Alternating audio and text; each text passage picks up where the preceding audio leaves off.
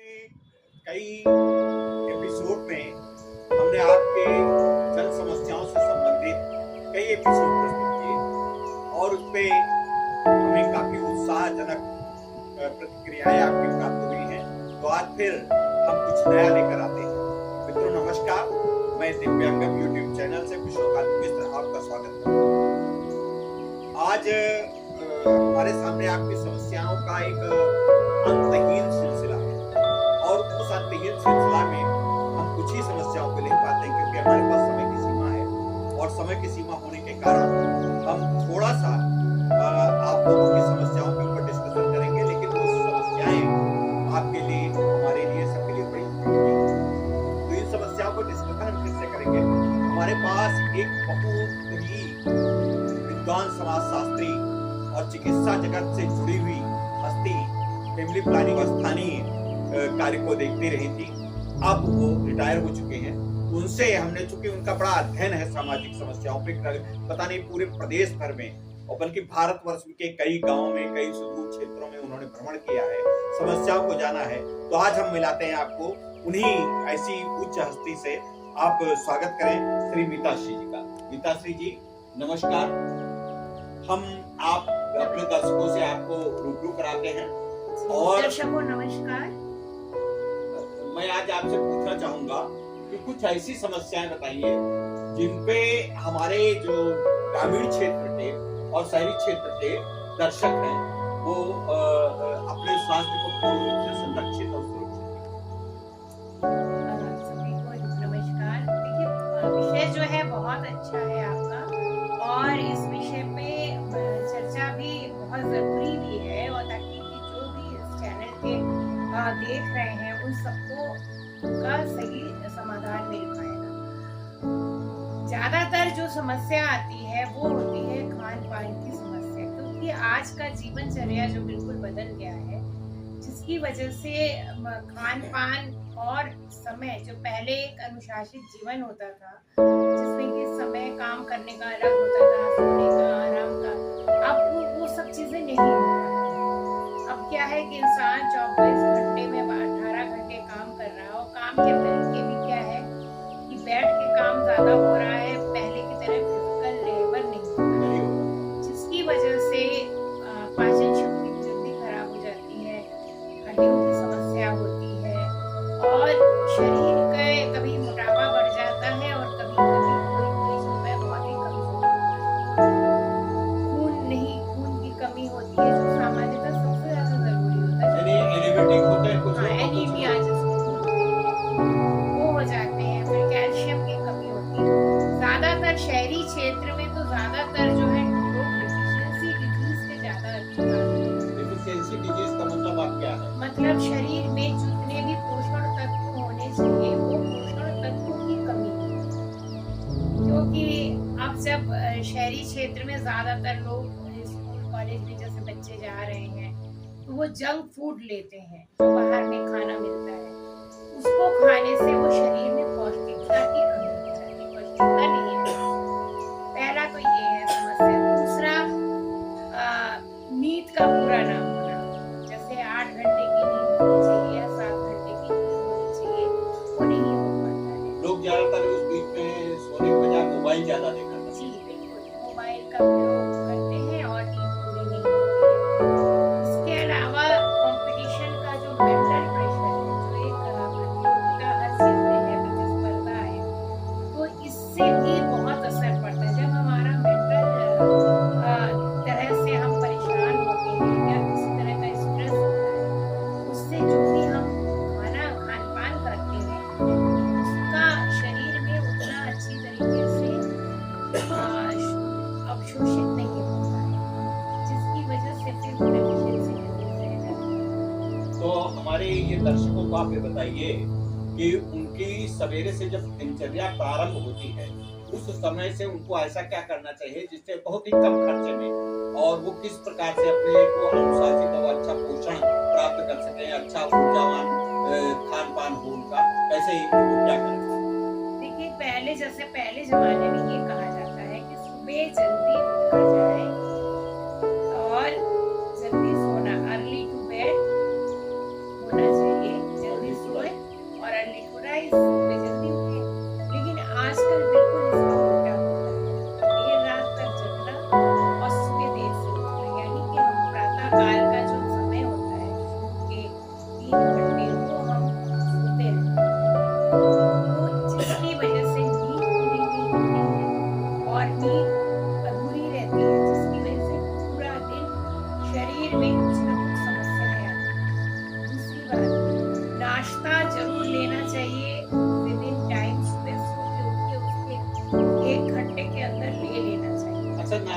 जैसे हमारे ग्रामीण क्षेत्र के लोग अपनी बासी रोटी खा लेते हैं, मतलब पिछले दिन की रखी हुई रोटी खा लेते हैं, तो क्या ये पौष्टिक नहीं है? ये भी पौष्टिक है। जी बजाय नहीं, अभी तो नया रिसर्च आया था जिसमें क्या है कि बासी रोटी और दूध लेने से काफी पौष्टिक होता है।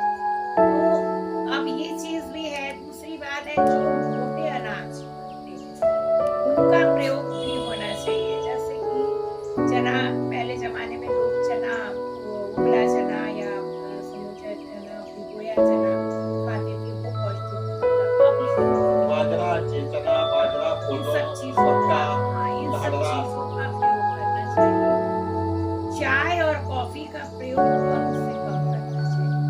कुछ शहरों में कुछ चलन चला है कि, और दूसरी बात, जो ज्यादा देर बैठ के कंप्यूटर में काम करते हैं वो लोग ज्यादा जो है चाय कॉफी पीने के आदी होते हैं। अच्छा मीता श्री, मैं एक बात पूछना चाहता हूँ, बहुत से लोग हैं उठते ही सवेरे सबसे पहले चाय उनको चाहिए होता है, तो क्या तब उनको शौचालय शौच हो पाता है, तो क्या ये ऐसे में चाय लेना उनके लिए हानिकारक है? जी बिल्कुल, बासी मुंह बिना ब्रश किए चाय नहीं पीना चाहिए। आपको गर्म पानी लीजिए, चाय की जगह आप गर्म पानी लीजिए, जिससे कि पेट आपका साफ हो जाएगा। और जब पेट साफ हो जाए, खाली पेट, एकदम खाली पेट आपको चाय नहीं पीनी चाहिए। अच्छा, खाली पेट चाय बिल्कुल नहीं लेना चाहिए। दर्शकों, आप ये सोच लीजिए कि आप तो रोज सवेरे उठ के, बहुत से हमारे दर्शक ऐसे हैं जो सवेरे उठ के बेड टी लेते हैं, तो ये बेड टी का प्रचलन कहीं से कब से चला ये तो नहीं बताया जा सकता, लेकिन ये बेड टी का प्रचलन बड़ा घातक है आपके स्वास्थ्य के लिए। तो डॉक्टर मीता श्री जी बता रहे हैं कि आपको चाय जो है खाली पेट नहीं लेना चाहिए, और आगे इसमें जो खाली पेट चाय न ले, और उसके बाद तुरंत नाश्ता कर लें। नाश्ता बहुत जरूरी है। नाश्ता जो है थोड़ा हेवी नाश्ता होना चाहिए। अभी क्या होता है, सिर्फ आप ब्रेड खा के और 10 घंटे बाद आप कहीं कुछ ले रहे हैं, ऐसा नहीं। सुबह का नाश्ता हेवी लीजिए, चाहे बासी रोटी लीजिए, चाहे पराठा लीजिए, चाहे चना और स्प्राउट लीजिए, लेकिन नाश्ता अच्छे से कर लिया जाए। उसके साथ जूस या दूध जो भी लेते हैं। अगर पढ़ने वाले बच्चे हैं तो उनको 1 गिलास दूध ले लेना चाहिए, ताकि दूध से कैल्शियम भी मिलता है और एनर्जी भी मिलती है। अच्छा जैसे कि आपने बताया कि मतलब नाश्ता अच्छा कर लेना चाहिए, तो क्या ये स्प्राउट जो मतलब जिसे हम कहते हैं हमारे गांव में भुना चना खा लेते हैं, लैया चना खा लेते हैं, अंकुरित चना या मूंग या इस तरीके से गेहूं इस तरीके से खा लेते हैं, तो क्या इसके लिए कुछ कहीं कोई वर्जनाएं हैं, कहीं रोक है? जी नहीं, बहुत अच्छी चीज है अंकुरित चना वगैरह खाना। अंकुरित मूंग चना मिला के खाना बहुत अच्छा है और ये लेना चाहिए। अगर आप नाश्ते में कोई फल ले सकते हो तो कोई बात नहीं, ले सकते हो कोई फल। लेकिन अगर हम ये देखें कि वो ग्रामीण क्षेत्र में तो सुबह के टाइम रोटी सब्जी और ये खाते हैं, लेकिन वो फिर भी ठीक है। उसके अलावा अगर हम ये सोचे कि मैगी खा लें और इस तरह की चीजें नहीं ली जानी चाहिए सुबह सुबह जब। अच्छा मीता श्री, एक बात, जैसे कि हमारे बुजुर्ग लोग हैं जो कुछ काम नहीं कर पाते हैं, बैठे रहते हैं ज्यादातर, तो उनके लिए तो मेरा ख्याल है कि ये चना अंकुरित ये सब चीजें खाना ज्यादा उचित नहीं है। नहीं, तो वो चना वैसे ना खाए तो चना बेसन की रोटी या आटे में बेसन मिला के इस तरह की चीजें ले मिक्स सकते हैं। अनाज हाँ, और उनको भी चाहिए कि नाश्ता वो हेवी करें, दोपहर का खाना खाएं और रात का खाना बिल्कुल कम खाना चाहिए, कम से कम, और जल्दी खाना चाहिए। ये संभव तो नहीं खाना चाहिए। हाँ, मतलब हल्का खाना खाएं और जल्दी खाएं। मतलब ये रात में, देर रात में 10-11 बजे खाना नहीं। 10-11 बजे खाना तो किसी को भी नहीं खाना चाहिए। हाँ, बुजुर्गों को तो विशेषकर 10-11 बजे रात शाम में को नहीं खाना 6-7 बजे के अंदर खा लेना चाहिए, ताकि, क्योंकि पाचन शक्ति को टाइम लगता है पचने में, तो कम से कम 10-12 घंटे का टाइम होना चाहिए। अच्छा मीता श्री, ज्यादातर ये आजकल लोगों को ये ज्यादा प्रॉब्लम आ रही है कि चक्कर आता है, टाइपिंग कंप्यूटर पे हमारे दर्शक बहुत ज्यादा बैठते हैं, तो उसके लिए क्या करना चाहिए? कंप्यूटर में बीच में क्या कुछ एक्सरसाइज वगैरह कर लेना चाहिए, बीच में उठ के थोड़ा सा ब्रेक देना चाहिए? जी, ये तो बहुत बड़ी समस्या हो रही है और युवाओं में, और जो लोग काम कर रहे हैं उनको बहुत ज्यादा हो रहा है। वजह ये है कि हम एक ही पोस्चर में बहुत देर तक बैठे रहते हैं, तो हमें एक पोस्चर में नहीं बैठना चाहिए। अगर बैठे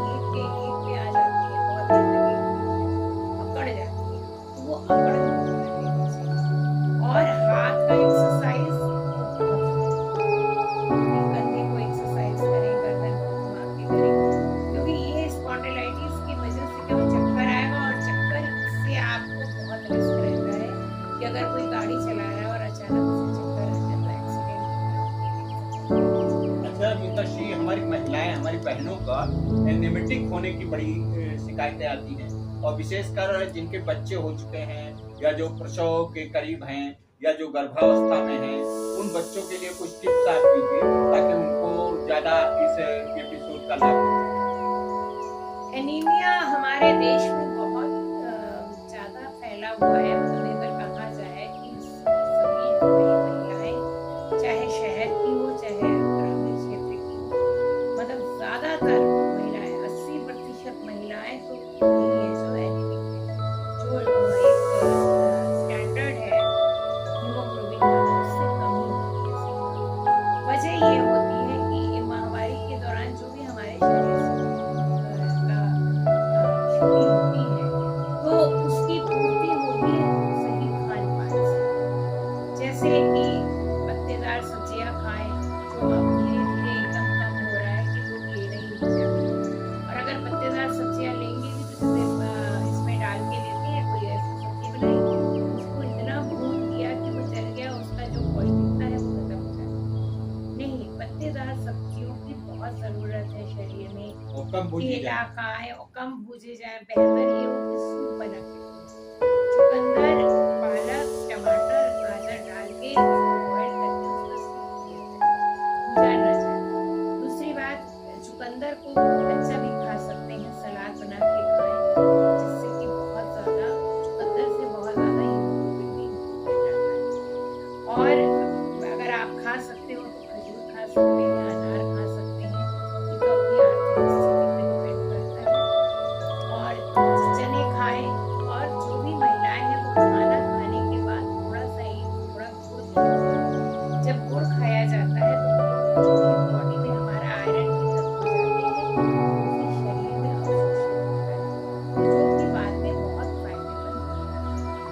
इसके अलावा खान पान सही समय पे खान पान होना चाहिए। ये नहीं कि सुबह से हम कुछ नहीं खा रहे हैं तो इससे क्या होता है। बहुत से बच्चे, हम स्कूल कॉलेज में जाते हैं बताने, तो वहाँ देखते हैं कि लड़कियाँ कहती हैं कि सुबह हमसे कुछ खाया नहीं जाता, और सुबह से बिना खाए पिए आती हैं और 12 बजे कुछ खा रही हैं, वो भी क्या समोसा खा रही हैं या बाजार का आलू की टिक्की खा रही है, पिस्ता कचौड़ी खा रही है। तो इस जब जितनी देर हम सुबह भूखे रहते हैं तो वो हमारे शरीर, और स्कूल जा रहे हैं तो पढ़ाई कर रहे हैं, तो हमारे बॉडी में जो प्रोटीन की रिक्वायरमेंट होती है, ब्रेन को जो चाहिए होता है, वो फिर हमारे बॉडी से निकलता है, जो अंदर स्टोरेज है उससे निकलता है।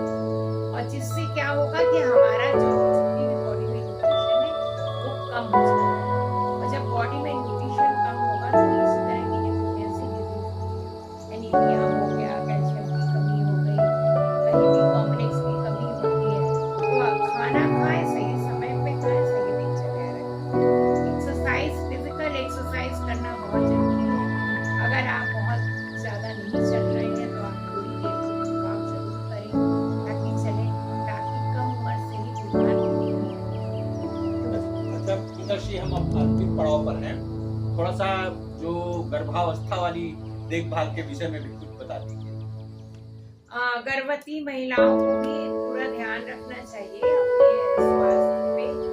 उनको तो खाना जरूर खाना चाहिए, थोड़ी थोड़ी देर में उनको भोजन लेना चाहिए, और एक साथ बहुत ज्यादा भोजन नहीं करना चाहिए। ये नहीं कि एक साथ 4-5 रोटियां खा ली, फिर 4 घंटे 5 घंटे तक नहीं खाना।